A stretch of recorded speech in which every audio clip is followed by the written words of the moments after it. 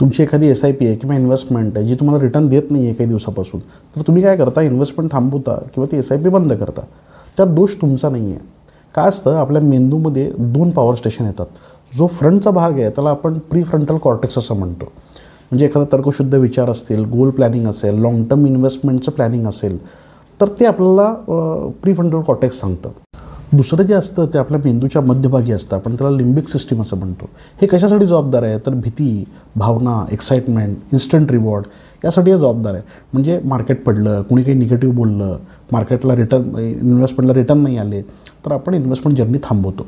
तर काय करायला पाहिजे, तर पहिल्यांदा शांत व्हा. 24 तास कसलाही निर्णय घेऊ नका. इन्व्हेस्टमेंट करताना तुम्ही ती इन्व्हेस्टमेंट लाँग टर्म केलेली होती, तुमच्या मुलांच्या शिक्षणासाठी, तुमच्या रिटायरमेंटसाठी, हा विचार पहिल्यांदा डोक्यात घ्या. तुमच्या ॲडवायझरशी चर्चा करा. मार्केटची भीती 2 दिवस टिकते आणि इन्व्हेस्टमेंट बंद करण्याचा पश्चात्ताप 20 वर्ष राहतो. तर मग कोणता मेंदू वापरणार, भीतीचा की भविष्याचा? इन्व्हेस्टमेंटसाठी कॉल करा आणि लाईक आणि सबस्क्राईब करा.